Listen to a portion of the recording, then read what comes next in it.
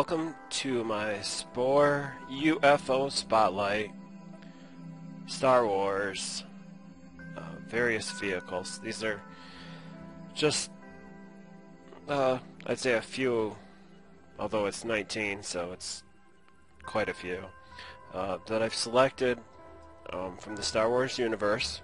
Again, I've created none of these.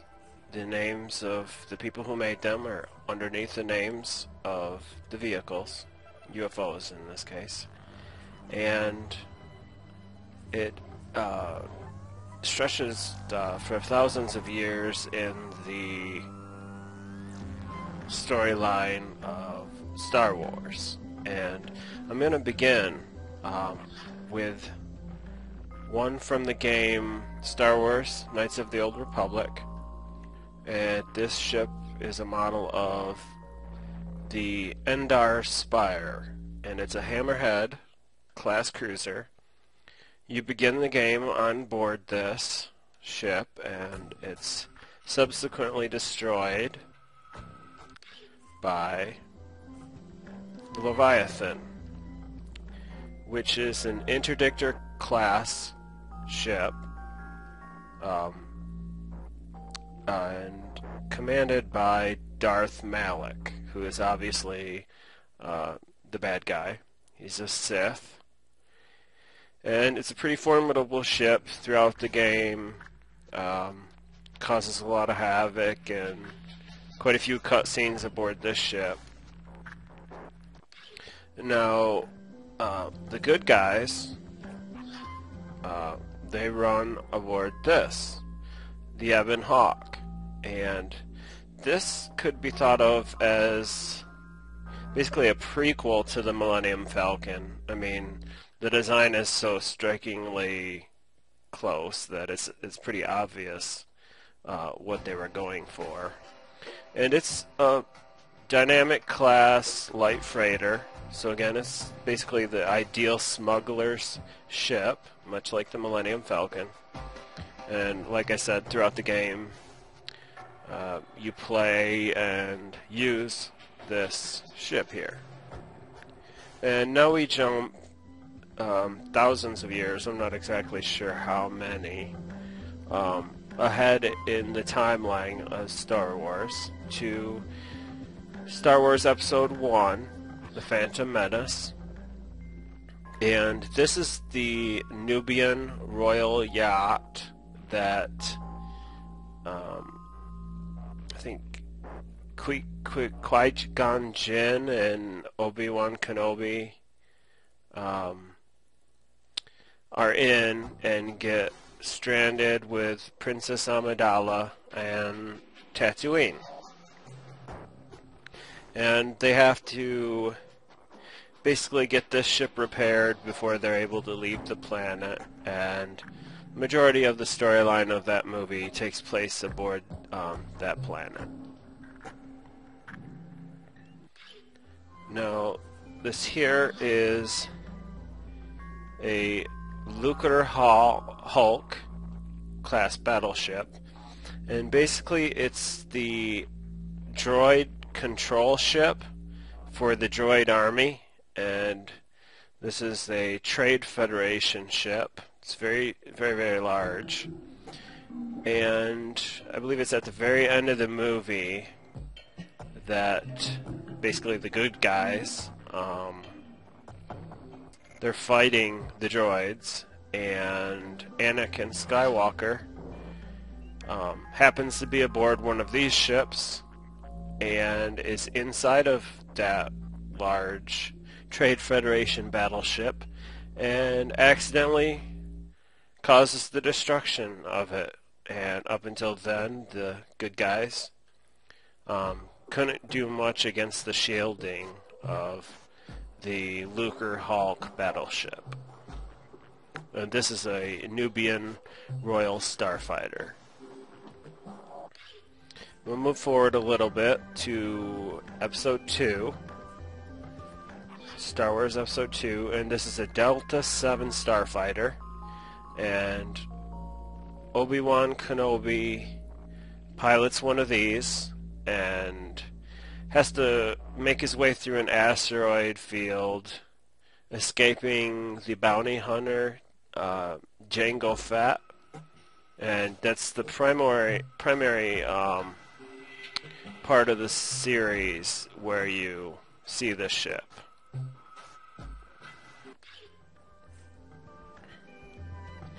And next, I'll move to this, the Lambda T4A shuttle, and I believe this is also in episode 2 that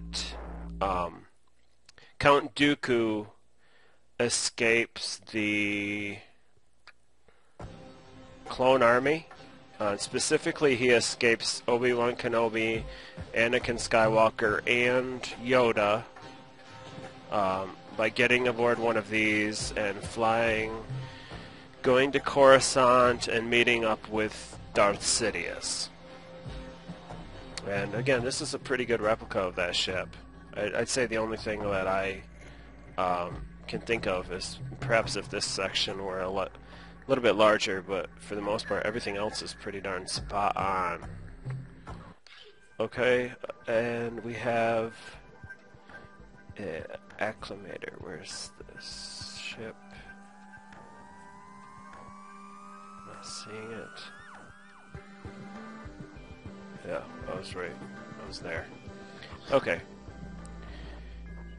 Here is an acclimator class assault ship. Now, during the Clone Wars, these ships carried, I don't know, hundreds, thousands, whatever it is, lots of clones into battle. And this is basically the predecessor to Star Destroyers. That's why there's such a strong resemblance. But during the Clone Wars, of course, this was a Galactic Republic ship, and they're basically used by the good guys. Now, during the Clone Wars, this ship here, which is a Providence class destroyer, was named the Invisible Hand, under the command of General Grievous. And throughout the animated Clone Wars series, which I have not yet watched, I know that this is the main bad guy ship, for lack of a better word. So yeah, pretty awesome looking. I like how they built this here. I really like the design, and again, it's pretty close to what you'll see in the series or in screenshots and such. Now, moving over to this one here. This is a Venator class Star Destroyer. So here we have one of the beginning ships of the Star Destroyer line, and for the most part in Star Wars you see what I believe is called Imperial class or Imperator class, but this specific model, the Venator class, is the ship that Darth Vader and Darth Sidious are aboard at the very end of Star Wars Episode 3. I think that's Revenge of the Sith? I think that's the name. It says up here it was constructed during the Clone Wars. So I imagine it was initially designed under the Galactic Republic, and then when the Emperor took over, it's the Galactic Empire's ship. And like I said, the main ships you see are the Imperial or Imperator class Star Destroyers, which I don't have a copy here of, but at the very beginning of Star Wars Episode 4, you see a Star Destroyer chasing one of these. This is a CR-90 Corellian corvette named Tantive 4. This is the ship that basically they rescue Princess Leia as a child from the Emperor and the Empire, the bad guys, from Darth Vader. And then, like I was saying, at the very beginning of Star Wars Episode 4, you see one of these being chased by a Star Destroyer. And this is the ship that Darth Vader boards and confronts Princess Leia, takes her captive, so on and so forth. And she, as the storyline in the movie goes, was able to smuggle out the plans to the Death Star, on, is it R2-D2? Okay, and here's the Star Destroyer. Obviously, this is the fully functional battle station in its glory. And there's some differences I can see. Obviously, this should be indented in, and you can only do so much with the SPORE creator. I like the little description here. That's no moon. Famous line by Obi-Wan Kenobi as they approach the original Death Star. But basically, with the plans that they captured, they're able to launch an attack on the Death Star in Episode 4. Now, the Empire used the TIE fighters to fight the rebels. Here's the TIE fighter. They made that awesome sound as they flew around. I'm not going to try to copy it. I don't think I could do that. But it's a pretty recognizable sound. And here, pretty good example of one of the TIE fighters. Now there's a TIE Fighter Advanced X1. It's experimental prototype. And during that battle, Darth Vader flew one of these right here and chased down the rebels and Luke Skywalker. Luke Skywalker flew... where is it? Oh boy. Slow. There we go. XWing. Luke Skywalker and the rebels were basically, for the most part, using these. And this is a model of one with wings extended rather than connected. I don't really know the practicality of that, if it plays a role in maneuverability. Perhaps if they're together, these things go faster, and then, like this, they're able to maneuver better, perhaps. But this is quite a good copy, and I went through several, and this one has just got so many features right on. You can even see R2-D2 down in here, helping Luke Skywalker, who eventually destroys the Death Star.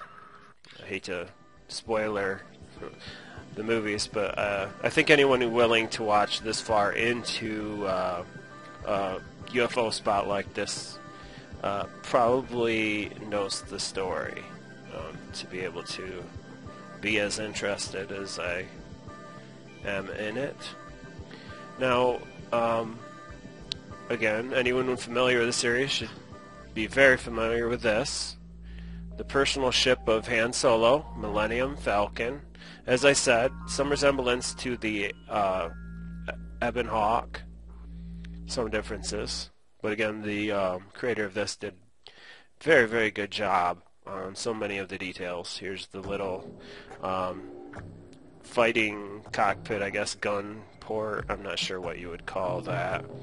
But so many of the parts of this. I mean, the creator actually had to, I think you got to install a mod or something in order to enable asymmetrical building, so that they could have this here, the little antenna thing there, without it duplicating on the opposite side. So, very good model of the Millennium Falcon, which as I said, plays a significant role in the Star Wars films 4 through 6. Now, Boba Fett, the bounty hunter, was of course pursuing Han Solo, and this is his ship.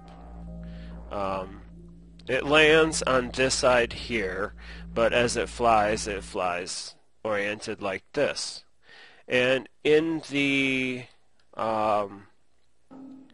remastered, I guess, Star Wars movies, I know in, I think it's episode 5, Empire Strikes Back maybe, you can see this ship parked on Cloud City.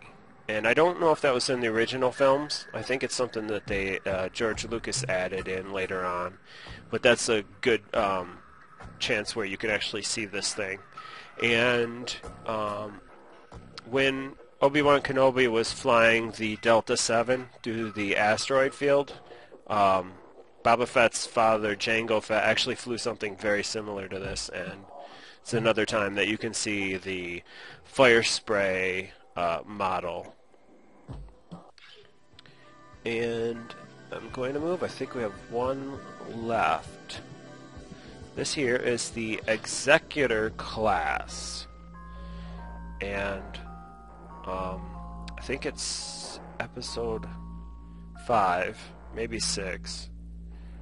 Pretty sure it's 5 though, that you're able to actually see this in the movies. And this one is significant because it's, again, a Star Destroyer, but this is actually it's actually known as the Super Star Destroyer, and it's a Executor class Star Dreadnought. Now, the first model of this was Darth Vader's personal command ship, and it's supposed to be 19 kilometers long, basically 100 times more massive than Star Destroyers, such as the one you see at the very, very beginning of Star Wars Episode 4. So, quite a significant ship, but it's just enormous. I can't even imagine something 19 kilometers large flying around. But that's what I got. So, thanks a lot for watching. I hope that you were entertained, maybe even learned some tidbit of pretty much useless information, but this is kind of stuff I like to do. So more to come. Look forward to more in the future. Thanks a lot for watching, and take care.